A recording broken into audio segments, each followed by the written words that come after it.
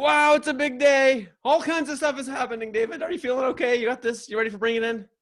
Well, I'm ready when you say our little show quarantine from home little Our little thing. Yeah, Zoom show from quarantine. I guess we're Yeah, ready. Fires me I up. just fired you up. Um, I have to admit, it feels like heavy. It feels like all season long we've been talking about the Clippers as favorites, second favorites. That now the Bucks are out. They were the favorites for a while. The Clippers are out. Wow, what do you learn from all this?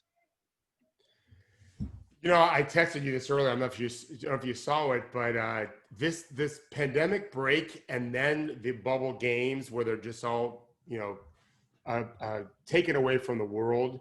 It throws a wrench in so much. It's an experiment we're never going to probably see again. I hope we never see it again. I realize maybe we will. I know this. The definite takeaways. Kawhi Leonard is human. Like, he is allowed to lose games in game sevens and series. Paul George is very human. Jokic, I'm not so sure. Jokic is cut from a pretty special cloth. Jamal Murray was able to elevate again. So it's not just he's not just able to do it against the Jazz. He did it against the Clippers and scored 40 in a deciding game and played all but 3 minutes, although I thought the 3-minute rest they got was important. It was important. And I think we've learned something else too. And that is, let's respect LeBron James just a little bit more. Because that cat has been making at least conference finals, and if things go as I think they will, another NBA finals with all sorts of different kinds of teams. This particular year, he's got the best teammate he's ever had, and he hasn't made the finals yet. But Kawhi, who people thought might be the next LeBron, whatever, sorry, you didn't even make the conference finals playing with Paul George, who is better than anyone LeBron ever played with, probably. You can argue Kevin Love and Kyrie to some degree when he was in Cleveland. I mean, LeBron just keeps making finals. It's fucking hard to do that. 1, 2, 3 is hard. What is he on? 9? Seems like a million. Seems like all 9. I think he's been in 9. So and now this year, and you just published something, Star Worship in Clipperland, I think is what you ultimately called it, where you make a million great points in a very short piece. But one of them, which I know is near and dear to your heart, is the idea that the best shot is to the open man in the best position. What is it called? It's now called Dazzled by Stars. It changed it like 3 times in 5 minutes. So you're forgiven. I got the original draft. So your amazing point, of course, is right about the best shot is when the most open guy, provided he's a decent shooter or he shouldn't be on the court.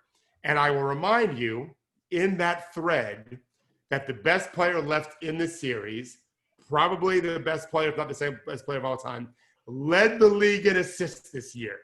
Yeah. Let's not forget that LeBron James has done it a different way. He's always been willing to make the extra pass, as we've talked about many times on True Hoop.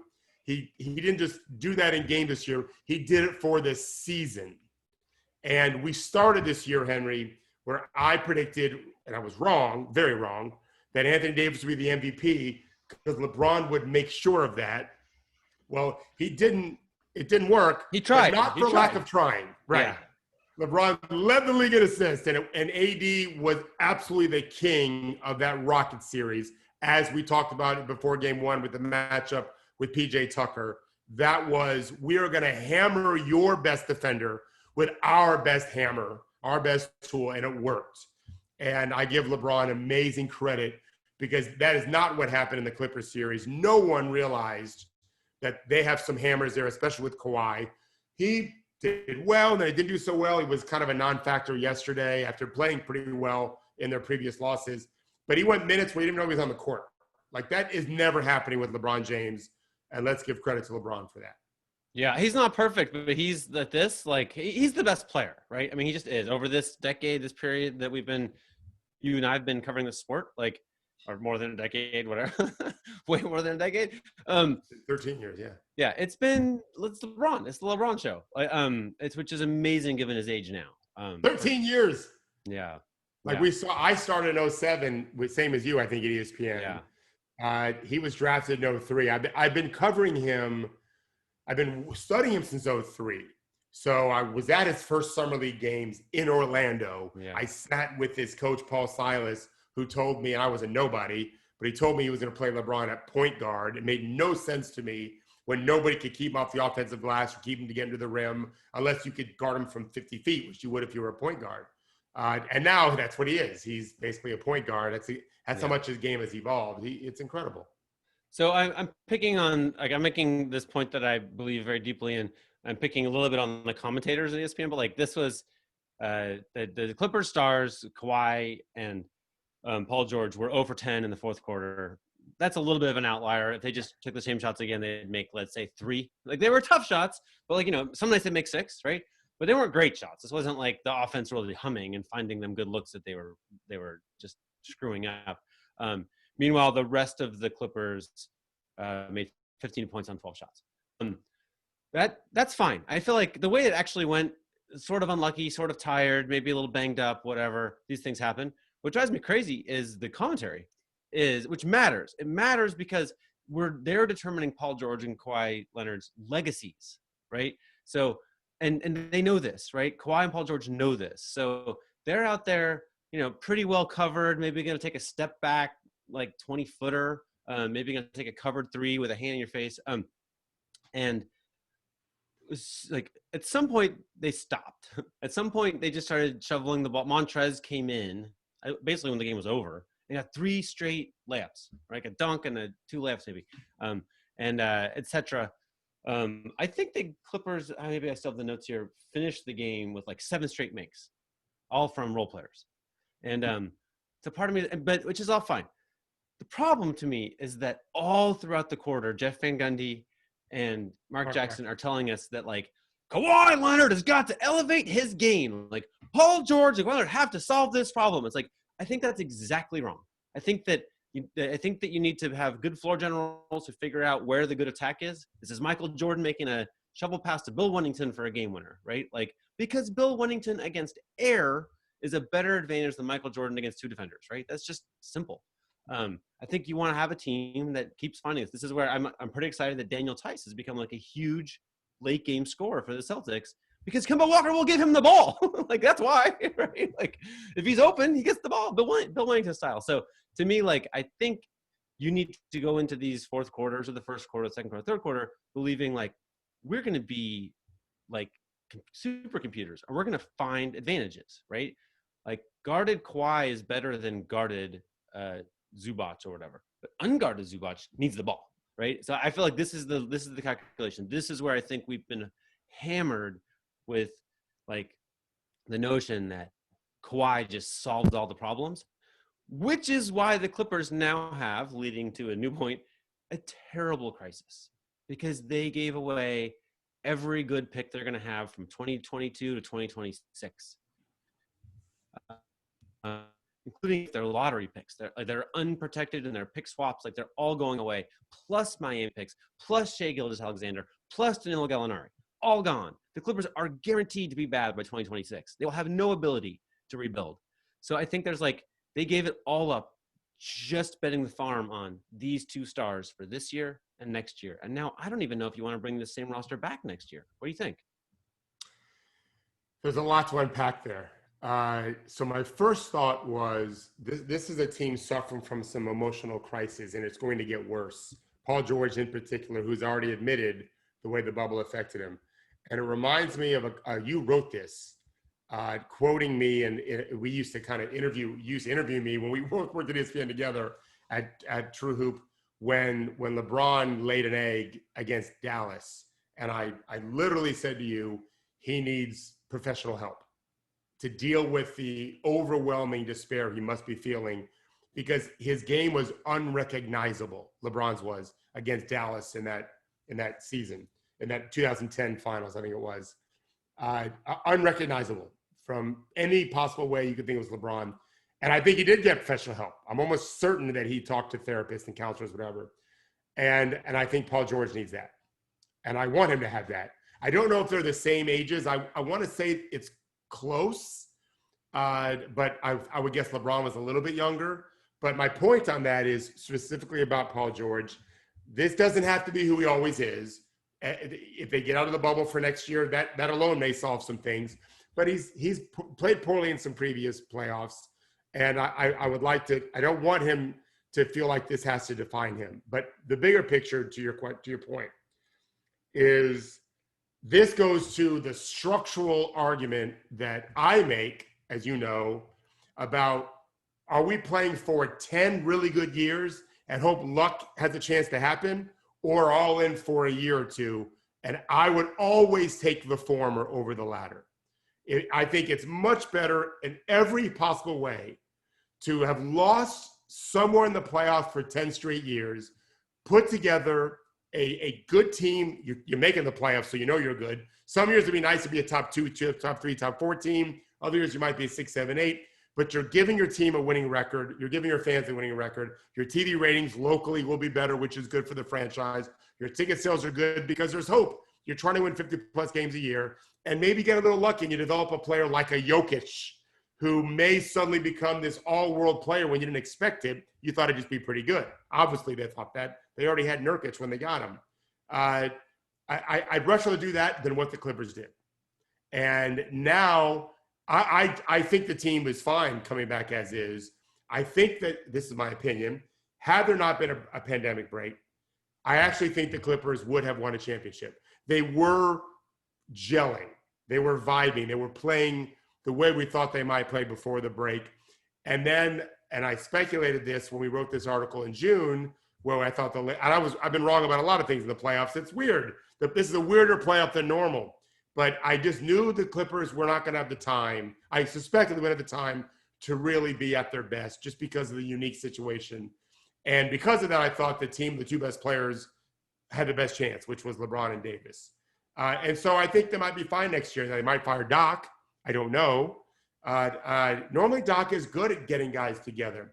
But to your point, when Van Gundy and Mark Jackson are asking for Kawhi to step up and whatever, I think what they're trying to say, and they expressed it poorly, is he needs to do more for us and not he needs to do more for him for us. And that's a huge difference, in my opinion. The big distinction is be more demanding to make a play for us. And Kawhi, he did better this year than ever before in assists per game, for example, but he's not LeBron that way. And I tell you what else he's not. He's not Jokic that way. Jokic had 13 assists yesterday. It's very obvious to me the Clippers said, we are guarding that motherfucker all the time under his chin. And this is why he's so amazing, is he's also the best passer. He can beat you with his scoring. And I compared him the other day to Dirk and Magic.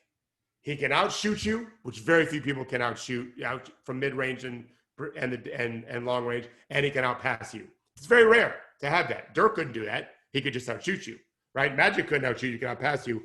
This guy could do both, and he just proved it last night with 13 assists, right? When you talk about other guys scoring, that's how they score. It helped that Jamal Murray scored 40, don't get me wrong. Well, some of it was because of the way they were guarding Jokic. So I think the Clippers, your point on Montrezl Harrell is so good. Why they didn't play Zubac, they decided to be smaller, right? Paul George was guarding Jokic some. I didn't love that. They had built big leads playing Zubac more.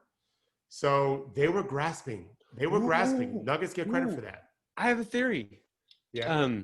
Suddenly there were quite a few Kawhi guarding Jokic possessions, which actually my friend Jamal called in advance. He's like, there's no way Kawhi is going to let the series end with someone else guarding the best player. He's going to do it. And sure enough, there were, 5, 6, 7 possessions. That's what happened. That's why you can't play Zubac, right? If Kawhi's saying, let me guard Jokic, you can't put Zubac out there. You can't, right? You can't be right, but to me, it was a panic move. Yeah. And Denver gets credit for that. The Clippers thought they had him put away. Denver kept coming back, and panic kind of set in. And I thought the Clippers had a lack of leadership. We talked about this on Monday's show, I think with Gerard even too, that there just was no voice, and there wasn't. Yeah. There wasn't a voice. We talked about all this when Lou Williams was making nightly talk shows with his foray to a strip club and the chicken wings and whatever. At that time, right. I have written maybe more than anyone about how LeBron's a flawed leader, but You don't do that on LeBron's team. Right. You don't. Well, not that I don't actually think that particular event is that telling, but it's a little sample. We don't get a great peek into the team dynamics and what's happening in the locker room, what's happening in the hotel lounges or whatever. But like this little moment was like, that's not a great sign. It's not a he. He to me was acting like someone who thought it wasn't really time to buckle down yet, right? Like it was like, we're gonna be here a long time. Oh, that I was told from people in the bubble exactly that Lou and Pat Bev, although Pat Bev definitely got injured too. Montrez, I guess, had a family tragedy, a death in the family, but all of that kept the team from bubbling up into what they could have been.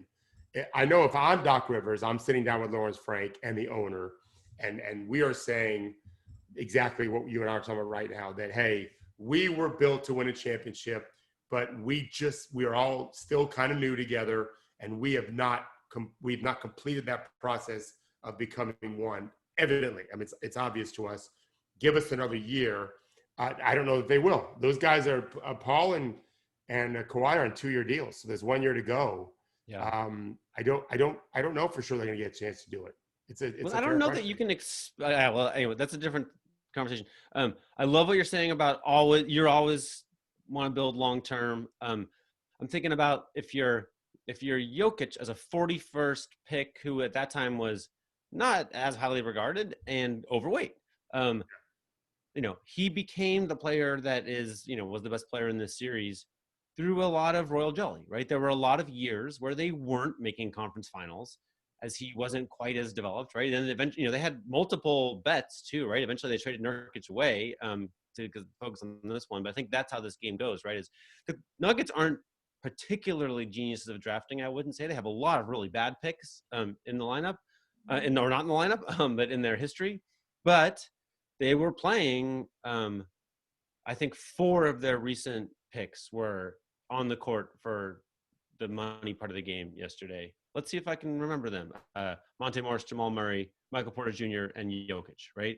So this is a tiny fraction of what the Clippers traded away for Paul George, right? Is this set of picks. So to me, like, I like this. Like, if you're going to, this is a game about the salary cap too, right? Kawhi Leonard and Paul George are max players. You don't get to have a lot of salary for the rest of the roster if you have them, right? You don't get to spend that much for a long time because the repeater tax kills you. So if you're going to have an undervalued team, if you're going to have tremendous, they have to come. Many of them have to come from the draft. It just is how the math works, right? And so this is where you get to have, if you have a 10, 12, 15 prospects over 3-4 years, like, you're going to be cheaper, and some of them are going to work out, right? The thought about this last night. The persons most alarmed by what happened in that game that aren't connected to the Clippers have got to be the people running the Brooklyn Nets, because they did have this growing identity and these exciting young players and the way they played their brand of basketball, and they pulled the Clippers east. Right? They're the Clippers East. They're going all in with KD and down to Jordan and, of course, Kyrie. And I don't know. I don't have any inkling that it's going to work, given what we're seeing. If Giannis comes back to Milwaukee, we know they're going to be a factor, and hopefully they'll learn from what happened this year. Miami, Toronto, the Boston Celtics, right? I don't know that Brooklyn. So Brooklyn loses in the second round next year, which is, of course, possible. How's their next 3 years looking after that? I just think it's a mistake that these guys are making. You're way better off just building your team for the long haul. And you can make a little deal to push your maybe advance the ball a little further than you normally would in a particular year because you think there's a chance for it. But don't sacrifice 5 years. For one, it's just, I think it's bad management. I think I would feel differently about it if it were like a finals team or a conference finals team that made the game 6 or 7, and you really feel like winning in a championship is a 1 in 30 event. There probably isn't like a real conventional way to make conventional moves to just get there. You probably need to take some big risks. But if you're taking a team that's right there, and then there's the key move. Okay, sacrifice your future in some regard, I guess. But this wasn't that. The Clippers, I think No. I saw this. This blew my mind, and I think this is true. They've literally never been in the conference finals Never. ever in the history of the franchise. Whoa! Like, so they're constructing like the Nets, right? They're trying to construct the team by mortgaging the future from not that close, right? That I think is probably always wrong, right? I mean, not that it will never work, but the strategy seems to be a little crazy. It seems a little drunk, right? Yeah, and to be fair, if there was a pandemic break, but we came back to playing home and away with fans, and I realize all this is hypothetical, then you're up 3-1, and the Nuggets know they've got to win 2 of 3 in LA. Like that means something, as opposed to down 3-1, knowing that every game is in the same antiseptic location that the first 4 games were. We just need to play better. The fans won't be involved in firing up their team. It would have been hard to imagine the Clippers playing that dispirited in LA for Game 7. Yeah, I would argue that. No, this was the battle. Like, this was like, yeah. The Clippers moves last summer set up the battle for LA. I don't just mean like this likely matchup. I mean literally like the hearts and minds of Los Angeles. The Lakers franchise was kind of reeling at that point. And the Clippers were like, we are picking our moment right now to win. We're going to open a new stadium, whatever. We're going to try to like change the traditions of how sports are celebrated in Los Angeles, right? That was why they went all in for now. And like you would have felt that driving to the arena, right? You would have felt that after the games. You would have felt that all season long, like, oh, we're winning Los Angeles. And the bubble took all that away. Well, yes. I would also point out that when LeBron left Cleveland, it was a dead team except for him. It was so poorly managed. And he flexed his muscles and got D Wade to agree and Bosh to come down and went to a team with Pat Riley, who had proven a lot of different things. They had won a title not that 4 years before, and went to the finals 4 straight years and won 2. Kawhi left an exciting young team. They had Gasol and Lowry, who were experienced, tons of young players. They had just won a world championship. The East is unquestionably weaker. And I am not upset with Kawhi for wanting to go home. He ultimately decided he wanted to go home, and he pulled, like a LeBron, he pulled his own deal to team up with Paul George, and it flamed out disastrously. Now, maybe without the pandemic, it doesn't. But I think as part of player empowerment, which we're all for it here at True Hoop, they have to learn, just like you and I talked about this after the decision. And I didn't watch the decision live. I was on a plane to Vegas when it was happening for Summer League. But you told me just afterwards how terrible the whole production was. But then you said, in talking to the people that you talked to especially, it wasn't just your knowledge, it was your reporting, that had never happened before, period. That these young black men were doing something that basically old white guys doing it for a long time, and they had to learn from their mistakes. And I think you and I have talked many times, LeBron's been, he's not perfect, but been incredible in managing that part of his career. Well, this is another phase. You want to start deciding how you want to play and where you want to play and who you want to play with and for. Fine, but you're going to be criticized some too for those decisions, just like a GM would. Kawhi, you put this together, and now you're being looked at. Toronto made it as far as you did, right, to Game 7 without you. And you could have stayed on that team, and I think they'd have been the favorites to win. I think it'd have been Toronto, LA now, but I think they'd have been favorites to win the East, even more so than Milwaukee. So live with it, learn from it. There's no easy solution for the West, Henry. There's a bunch of really good teams that'll be likely playing out West next year. If the Clippers are kept intact, no one's going to pick them as favorites. No.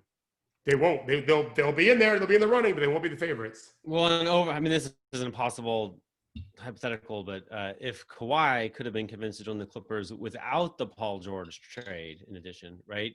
So now I don't know the answer. I don't know what I think about this, but Kawhi with a Shai Gilgeous-Alexander, the Danilo Gallinari, Landry Shamet. Landry Yeah, Shaman, Landry Shamet, Zubac, right. and Gallinari. Yeah, maybe they. I think they probably couldn't have afforded to keep all of them. The way the cap was, I think they had Gallinari had to go. I think, but anyway, like that team, you know, maybe better this year. Definitely better next year, right? Than what they have. They're in a tricky spot now. They really are. If you're Lawrence Frank, what do you do now? You take every phone call you can get. You see this is what I would do is everyone is tradable. Kawhi is going to his last year. I'm going to build my team as best I can with what we have, but I'm open to whatever. Again, I think it's a mistake to look at a 2-year window, especially a team like the Clippers. Who are they? And this goes to some of the arrogance that a lot of us suspected they had when guys sat out. It wasn't time to really lock in, and they never really flipped the switch for a 48-minute game or even close to that. I think they should go back to, hey, how do we build and I would tell Kawhi, we're going to try to be great over the next 5 years. And it means we may have to sacrifice a little bit this coming year. And if you don't like it, then we'll try to trade you. Just let us know. But we did it your way. We got you. It didn't work out at all. And now we're facing a year you may leave anyway. And they can't sign him to an extension, I think, just on a 2-year deal. So I would build for a 5-year future. And if I meant trading Kawhi, I wouldn't hesitate twice. Here's the weird thing though. Like recapping, they don't have their own pick. 2022, 2023, 2024, 2025, 2026. Only because of the pick swap. So if they get bad, and they're gonna get bad, it doesn't help. They're not gonna improve. All those picks are going to the Thunder. So when Lawrence Frank is taking these phone calls this summer, one thing he can't do is what every other GM in the league can do is calculate, well, worst case scenario, we can rebuild to the draft, right? Absolutely not. That's closed. That. Unless they trade pieces for picks. Yeah, but you're still not going to outpace the rest of the league. No, you're not. Who's also getting picks, right? Yeah, you're not. Landry, who got hurt yesterday, is good, and Zubac is good, and they both can be very good. Great, I don't know. Yeah. Montrez, very good, maybe even great, all-star level. He's a very good player. But yeah, they had the most talented team on paper yesterday. That didn't change. Right. It just isn't enough. And there's something that has to be done to galvanize that group. And maybe it'll be this. I've often said teams have to lose first before they win. They have to really lose in wrecked fashion, just rock to their core. Yeah. I don't know if this will. It looked to me like Kawhi was stunned. Yeah. And he was wrong for that. He should have gone in knowing this team can absolutely beat us. They beat us 3 times in 6 days. Okay, so he should have known that, and or 6 times, I guess, in 12 days, whatever. LeBron won't make that mistake. I don't think the Lakers will be sleeping on the Nuggets in Game 1 or Game 2. Yeah, I think they're going to come out absolutely with a plan. They've been scouting them all along. One coach had the Nuggets scout, one coach had the Clippers scout, and so they probably gave the guy they trust best as a scout to the Clippers, but they're well prepared now. They beat Denver pretty good this year. They match up with them great. The mistake they would make is to not take them very seriously, and also to not recognize that Jamal Murray is capable of going for 40, and Jokic is capable for crazy levels of play as well. They're a formidable team. We should probably talk about. I think the Eastern Conference Finals are going on. I gather. I was just thinking. I have a trivia question for you for that. Not trivia. Okay. What player was on the cusp of a triple double yesterday that you would never think was? It's probably Tyler Hero. Yep. Oh, I got it. You're 2 for 2 today. You did a movie thing too. Yes. He just missed a triple double. How about that? 40 minutes. They played a lot. He's taken a lot of Duncan Robinson's minutes. He only played 17 minutes. Right. The game, to me, I think that series is going to have more overtime games. It's going to be a 7-game. So fun. I think they're super close, and I still kind of favor the Celtics. Kemba can't play much worse. Well, maybe he could, but he's playing badly. Hayward at some point we think is going to return, and that might help a little bit, even just give him more depth. Tatum and Brown, Tatum did not play great yesterday. Played well. Miami played pretty well. Both teams shot pretty well. Not great, but well. But I think if Miami has an advantage, they have to win 3 of the next 6. But I think it's super close. Here was a thing that obviously that Bam Adebayo block was like one of the most exciting things that has happened to basketball in a long time. I mean, just incredible play. But let's not forget that. So it was like Bam Adebayo's career-defining moment so far, which was just about to become Jason Tatum's career-defining moment so far. Like Jason Tatum had a freaking beautiful play going, and it was just 2 players having these like career moments at the same like meeting at the rim. That's exciting basketball. We don't see that much, right? The game-saving shot block and 2 all-stars that are very young. The teaching point we make to players is if you think they're going to be able to get you at the rim, you've got to use some craft. High off the glass, land on 2 feet, use a fake. But we also teach for players like Tatum, don't be afraid to make the play, right? I don't know how many times Tatum has been blocked at the rim this year. I'm certain it's a small number on dunk attempts. I'm certain of that. Yeah. And he's also calculating the chances of getting a foul call just by playing athletically. Because if he goes craft, they tend not to reward craft as much in those situations, a little bit anyway. It's just, Adebayo won that battle. Of course, there was a lot of game going on. Kemba, I thought if I write an article where you and I talked before air, if I do something like Kemba, it's going to be mostly stop acting as if the whole world's on your shoulders. You've got marvelous players around you. And Marcus Smart, I looked it up. Marcus Smart, he had I think he might have had 11 threes in a game this year. Someone tell me if I'm wrong. Some crazy number, 9 or 11. He had another game where he made 6. That's it for the year. He's had 6 threes in a game in the playoffs. Yeah. Now, Hayward not being there helps. He gets more looks that way. But the Celtics lost even with that because Kemba was so bad, I thought. But he's playing very well. It's an amazing series. It's an amazing series. I feel like Kemba is getting targeted on defense so much that he's a little spent. I think he's actually, and I think he's defending well, actually. He's using his quickness to his best advantage. I don't think you're wrong. I think we see that a lot in playoffs. People do that with Harden. He's a little guy. Yes, but he's asking, again, I'm going to write about this. He's trying to do way too much. The game's supposed to be easier for him than that against a team like Miami that really prides itself on defense. And they're giving different looks too. And part of Kemba's job, remember the 24-second clock. So part of Kemba's job is to recognize what they're in. It's interesting. You can hear the coaches who are reading it also. You wouldn't normally get that in the game on the road necessarily, is you would hear your coach telling you what they're in. But he's got to put his team in the right offense. I've been very impressed with the NBA teams who have quickly recognized zone, changed their offense up, changed the way you attack it, and they've done pretty well. They lose possessions, and that's why you do it. You do it defensively as a coach to throw their rhythm off, get them off their timing a little bit. Any possession you can win that you may not otherwise win is great when the game's going overtime. Any one of the possessions that's a loss, you're losing the game in an overtime game in regulation. So I give both coaches are doing this. I don't think any of the teams left are nearly as good as the Lakers, but we've seen upsets a bunch, right? We've seen upsets a bunch. I just think the Lakers as a team are playing very, very well, and they have the best tandem. They might have the 2 best players left. I would argue they do. I just started thinking about that. They've got the 2 best players in the bubble on the same team. So it's not just the best duo. And if LeBron James wasn't playing, Anthony Davis is the best player left. And he is playing, and LeBron is playing. So that's got to give Vogel some comfort.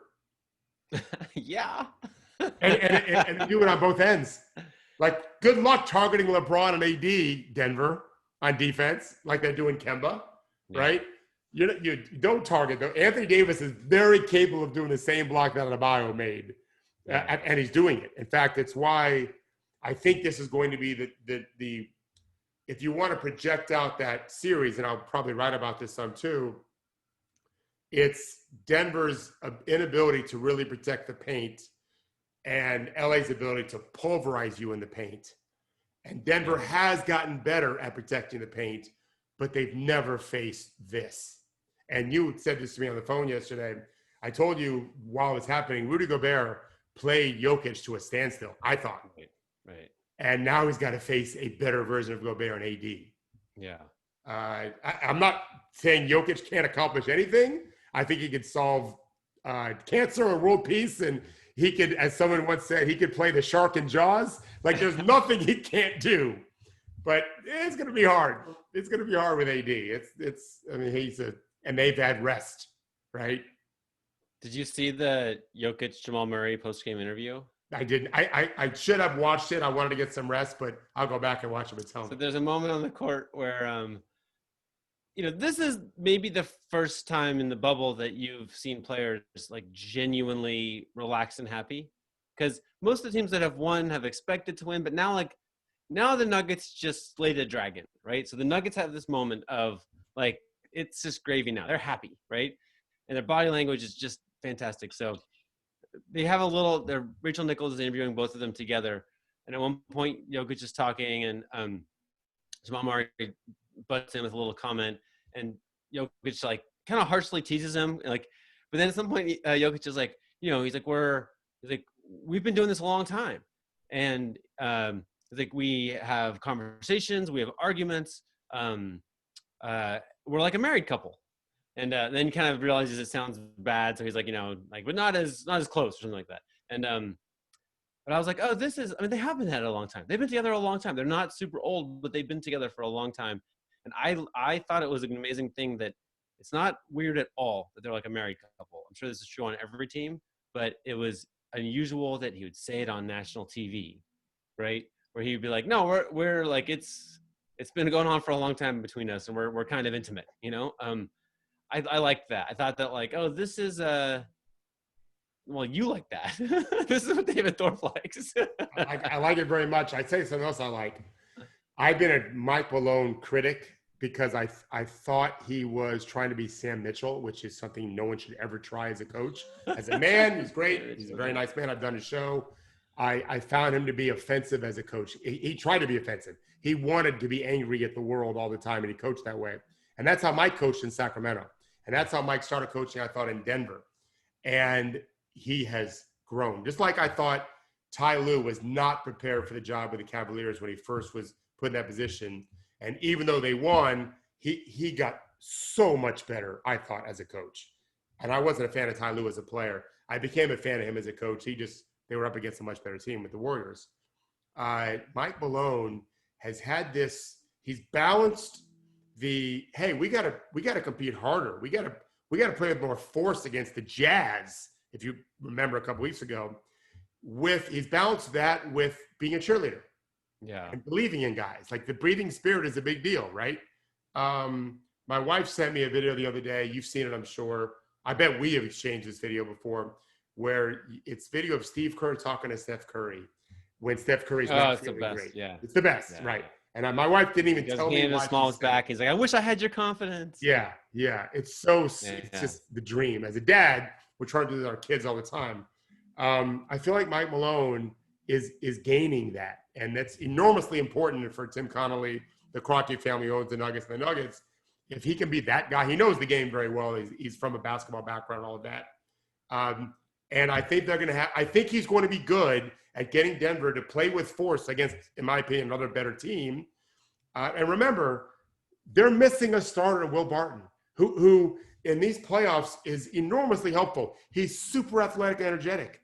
When is that not helpful in the postseason, right? And he may come back, although it's hard to guess how good he'd be, just like with Hayward. Barton's been out longer, though. Denver's doing without a starter. Yeah. Like Utah took him to 7 without a starter. The Clippers don't have that excuse. Utah was missing Bogdanovich, 20-point-per-game scorer and a good defender, and they took him to 7. Right? The Clippers had none of that and still lost. I think Mike Malone deserves. I'm giving him credit for that, and I think it's good for coaches to see that you can be a hard ass if you want to. It's not your best play. It's not. Yeah, no, it's a great point. That's a great point. Wait, did you mentioned the Cronkies? Did you catch the funny Cronky moment of the broadcast? I saw him with his phone, Josh, the son. Yeah. So they so Stan Kroenke owned the Nuggets, right? He's married into the Walton family. He's a wealthy man. He owns a lot of things. Then he decided to also buy an NFL team. And you're not allowed to own an NBA team and an NFL team. So then I'm like, oh, no. He doesn't own the Nuggets anymore. I'm sure some paperwork was filed. No, it's Josh's team. So then the camera operator cuts to Stan Kroenke and his son Josh Kroenke, like in the, wearing their masks, watching the game. And Jeff Van Gundy says, oh, there you see the owners of the Nuggets, which everybody in the NBA knows is true, right? And they're like, yep, that's Josh Kroenke. And then he just kind of like trails off because he can't finish a sentence because otherwise he'd be saying that everybody knows Stan Kroenke. Right, it's funny. I did hear that. Yeah. Dan was standing and Josh was taking pictures. Listen, Denver, if they don't screw this up, they are with Oklahoma City. They're going to be a team that's going to be good for a while. The teams like the Clippers, which are another year, Houston right now, these are teams that don't have that long-term approach. LA Lakers don't either. Yeah, Lakers. Utah does. Utah's going to be good for a while. If I'm Utah, tweak things here and there, try to keep the guys together, give luck a chance to happen. This is exactly why you do that. Denver's in the finals. They're in the Western Conference Finals in the loaded West with a little luck. And who doesn't need that? They didn't sacrifice the future for it. This, to me, is what GM should be doing. Did you, hey, Judy, do you think we could see if Gerard wants to join us as I asked David one last question? I think that there have been a couple big blocks of dunks at the rims in the playoffs lately. And each time I've been like, as the blocker, when someone's, which direction are you pushing that ball? Does that make sense? It does. The way we teach shot blocking is this. Think of shot blocking like swinging a bat in baseball, okay? It's much easier to bunt a pitch than to hit it because a bunt eliminates the timing aspect of the contact. You just have to get in the path. It's a law of physics. But if you swing, you have to time it up so that the hitting zone is, you got it right, where the bat is hitting where the ball meets. Way harder. So most shot blockers mess that up. And that's also why they foul more. I thought that Adebayo did it perfectly. You want to project where the ball is going, just like a pitch, and get your hand right in the way of it. And he didn't do it demonstratively. He blocked it. That's the job. Bill Russell was, considered the best of all time at that. I don't want to forget this, and I want to get Gerard. I'm going to introduce this to you, Gerard, this way. Our dear, dear friend, Kevin Arnovitz, I think it was Kevin who wrote this morning at ESPN about Jimmy Butler, who isn't a great shooter and isn't the best player in the league. He's an all-star. But he's that ninth inning relief pitcher. Oh, I'm ending this motherfucker. Like, this is my game. And Kevin nailed it. Jimmy has that feel, and he's producing, right? And he also brings it on defense. He's not just a one-way player. Where do you place Jimmy, Gerard, in, okay, there's 4 teams left. There's Jason Tatum, one of the best players in the world at his age. Jokic, the best center probably in the world, best passer for sure. AD, LeBron. Where is Jimmy Butler in this? It's actually funny that you mentioned that, Coach, because last night watching both games and various group chats that I'm in and watching plays back over and over, Jimmy, if you ask me to rank him among those guys for an 82-game season, I'm picking him last. Don't do it right now. But for 16 games, which is what you need to win? Yeah. I mean, LeBron, okay, first. I'm not sure. I'm not taking Jimmy second, right? And that's what is so fascinating about this, 82-game players versus 16-game players and what is needed to win those 16 games to win an NBA championship. Jimmy, for whatever reason, and a large part of it is he is allowed to be who he is in Miami because that works for them, right? Clearly, people like Karl-Anthony Towns and Andrew Wiggins don't like how Jimmy is. Ben Simmons doesn't like it, right? Those places don't work. But Miami, cool. That works for Jimmy. And he does whatever is necessary to win. And it's like, oh, Jimmy, we need you to hit the big shot in the fourth quarter. You haven't shot a 3 in, 30 minutes. He doesn't care. He'll he'll step up, he'll take it, and it's incredible to watch. I think if you juxtapose Miami with what happened in that Clippers Nuggets series, I find that so fascinating. Will Barton, Gary Harris, Nikola Jokic, Jamal Murray have been teammates since 2016, 2017. And then Paul Millsap joined them the following season.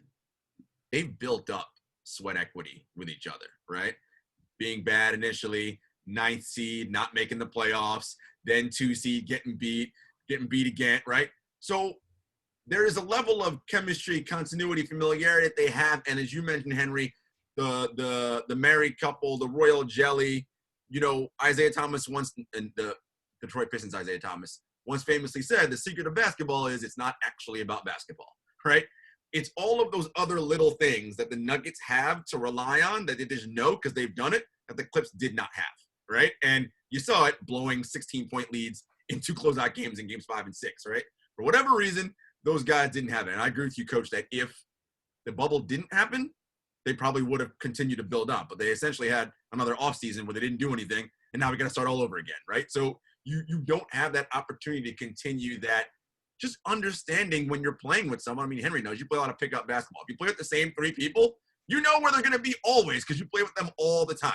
And it's just this wonderful thing you have developed here. And it's really fascinating to see how the bubble is accelerating and really laying to bear what everybody was, right? We've all heard the saying that, like, coronavirus exposes what you are and it sped up your timeline, right? Whatever you were, coronavirus is making that very clear.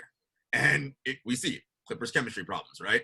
Bucks inability to have shot creators, right? We see all those things that just get magnified because it's all the frill is stripped away and it's just, all right, here's where we are. Can you do these things? And it's, it's problematic for some teams. Henry, I don't remember the name of it. We wrote this. And I don't remember if you wrote or I wrote it, but we basically said, speaking of married couples. Yeah, I know. Yeah. Who's gonna win the break? We wrote about this. Like, who's gonna handle this part the best? Whether it's Zoom calls and innovating strategies or whatever. The Nuggets, and it's impossible to say for sure. The Nuggets didn't screw it up. I tell you that much, right? They didn't fracture. The Clippers have fractured 3 straight games, right? When things got tough, they kind of laid down yesterday. But here's a point I want to make regarding the 4 teams left. That's going to address a bigger point. So we've got 4 coaches left. Okay, there's 2 things very much in common that jump out at me. All 4 are white, and none of them are known for their basketball. And to me, as someone who does mentor young coaches, this is troubling. but including Caleb on our show right now, we have to stop thinking that only black players that made the NBA or can handle NBA coaching. There's a whole bunch of great young black men and women who would be marvelous coaches. We got to get them in the system.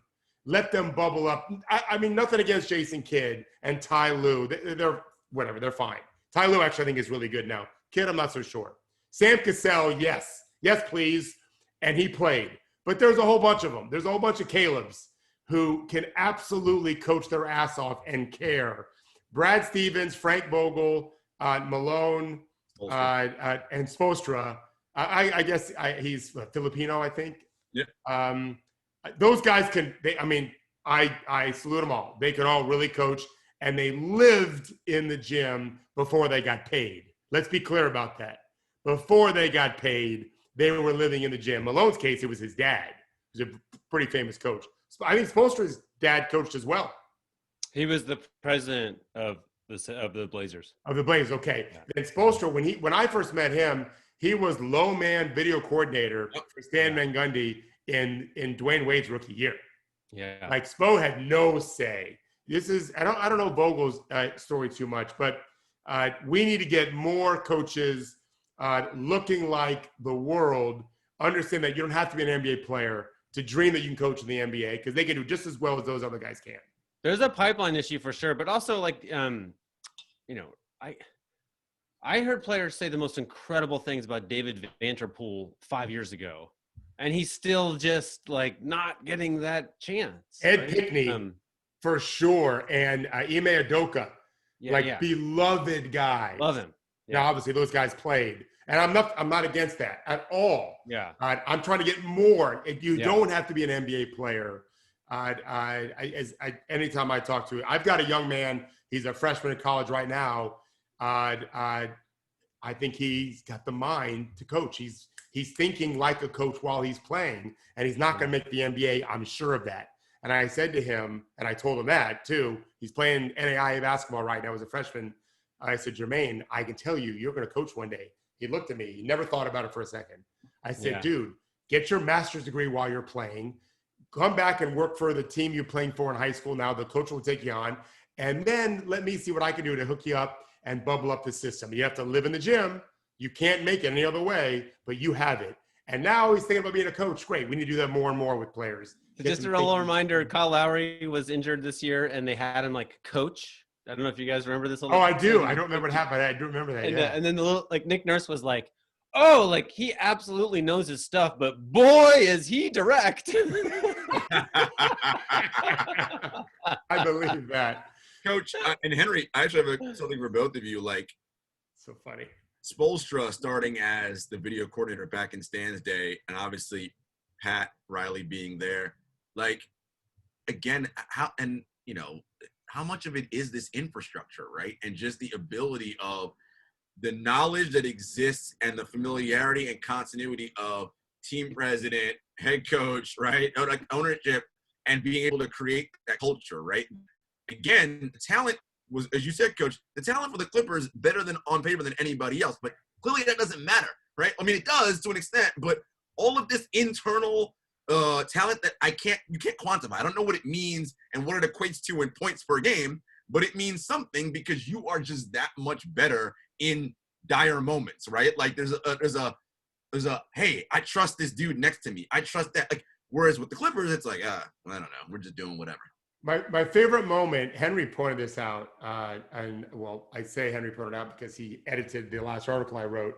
And I put on video is Monte Morris's reaction when Kawhi hits a three with like a minute and a half to go in game 6 to go up 17, Gerard, with so there's 13 and a half minutes left to go in the series, and they're down 17 points in game 6. Kawhi hits that three, and I looked at Malone, and he called timeout, and I looked at RJ Adelman, the assistant coach, and he kind of looked back a little bit. I looked at Jamal Murray on the bench, and he looked at his coaches because he was sitting out. And because I was looking for how the Nuggets reacted to it, looked like the death blow. 17 points late in third quarter. And then I realized, what am I doing looking at the bench? Let me look at the players. And 4 guys on the court do nothing. And Monte Morris is like, so bad. That's my favorite moment. Like, it's supposed to hurt. And so this ties to a point Henry made a long time ago about Lou Williams. And I don't care about the strip club, whatever. I understand the whole Atlanta culture. What I care about is he left the bubble probably without real cause. And I think because he didn't feel like diving in July, knowing he's playing till October. And I'm telling you, I never saw Lou Williams say, fuck, like I did Monte Morris. That absolute, I want to win. That is the culture you're trying to create. To be fair, you're not trying to build a kindergarten classroom. You've got the competitive dynamic, which is dangerous, right? There is lava may spew now. Like, there might be some tempers here, and yet you also have to have the kumbaya feeling too. That is hard, and that takes time. Your point about Denver, those guys that work that out, they can snap at each other and know they love each other, and that is a hard thing to accomplish. But when you do, look what happens, right? Denver was able to. I mean, no one. What was their chance of winning the series at that point? Got to be less than 5%. Way less. The series, yeah, way less. Not just the game, because they had to win another one too. But you have to want to win. You have to care that much, and that takes a franchise to build that. I think the Lakers had that. I think Henry's point is so good about LeBron. He's flawed in a lot of ways, but they're going to be on one track. They're going to be on one track. And J.R. Smith screwed around with his Instagram when he first got in the bubble. And it was like, stop it, JR, and done, right? like, yeah, it's an important thing. Yeah. But we'll see. The Lakers, they lost game 1. Was it to Portland and Houston? Yeah. Yep. So twice they've been tested But if you're ever going to be down in a series, you want to be down 1-0. I don't know if Denver can get up 2-1. I don't. But if they do, it'll be interesting how they react. Can I, Gerard was talking earlier about the pandemic kind of laying bare what you are, and great point. And it struck me like it's also introducing probably many new unusual tests. Like one is, how are you emotionally with several months alone in a hotel room, right? Like I would be a wreck. Like this would not suit me well at all, right? Other people, Jimmy Butler's like, it's a business trip, it's fine. I think this is part of the reason why we're ranking Jimmy Butler so high right now is he's fine with that, right? Yeah. So that's a one factor, just like it's a random sort of this year only, like how are you with just isolation? It's hard on some people and harder than for others, right? The other one that strikes me that we never talk about, and now I want to write a whole story about it, but people had the coronavirus. Like Russell Westbrook had the coronavirus. Nikola Jokic had the coronavirus, like as did many others. It did not affect anyone, right? Like I'd be interested to know, like all in all, how that crew is doing. Yeah, no, that's it's excellent point, Henry. I smell a good true article coming. I guarantee you more players had it than we know. Oh, hell yeah. Yeah. I mean, I'm quoting an executive who said to me, he wouldn't tell me names. So I'm telling you for a fact, there are players who had it and no one knows whether they were symptomatic or not. I don't know that. I actually had two different people say some version of all the European players had it, which is, oh, really? I'm sure not a true statement, but like, do with that what you will. It was a good amount of it anyway. Yeah. But, so we'll be able to talk to you before game 1 on Friday because I know you'll study this series a little bit too. Are you leaning LA like I am pretty heavily? Yeah, I am because to your point, Coach, Gobert did play him to a standstill, and AD ain't Ivica Zubac or JaMychal Green or whoever else the Clippers. And Dwight and JaVale are gigantic athletic men who have been resting for 2 weeks. So if the Lakers decide I'm going all big ball, like that's kind of problematic for Denver. And again, the Lakers, not as much as Denver, but they have some continuity too, right? This isn't LeBron's first year there, right? Like, so there's some continuity that they have. So I'm leaning Lakers, but I think, look, Denver could go nuts and win 2 games, right? They can win, but they have nobody believes in us, right? And they think they're playing with house money. So they're not going to be nervous or tight or whatever. They're just going to let things fly and let the chips fall where they may. And those are dangerous people to play because they're just who like, guards whatever, Jamal Murray? play. So, but I think no, who guards Jamal Murray? They'll mix it up. Caruso will be on him. Ron will be on him some. It's Jamal Murray's not doing an ISO too much. They're going to solve that issue with 2-man game, the screen and roll game. But I'm asking because if he scores 50, LeBron's going to guard him. Oh yeah, LeBron will guard him. To me, the biggest thing is going to be Jokic in foul trouble. If you're watching any one stat besides 3-point shooting, which everyone can watch, I would look at Jokic's foul trouble because when he gets in foul trouble, he doesn't try at all on defense. And that is fine against some teams that are having to take mid-range and threes. It is not fine against the Lakers who live in the paint. And so how do you even defend it and not foul? So if he can defend and not foul, which he's not great at, it's going to be a problem because he's going to foul. And now what? And they're not nearly the same with Plumlee. It's not a great matchup for Denver. It doesn't mean they can't win, but they were much better matched up with Clippers than the Lakers. If LeBron takes Jamal, like you said, Henry, I mean, that 2-man game he runs with Murray's going to be a little different with AD and LeBron as the defenders. So, I think the Lakers, Vogel will, unlike Doc did, if MPJ's on the floor, that dude's getting targeted and hunted every time. Every single time. Sorry, MPJ. I know. All right, you guys, this is good. We will see you again on Friday. Enjoy it. Be safe, everyone.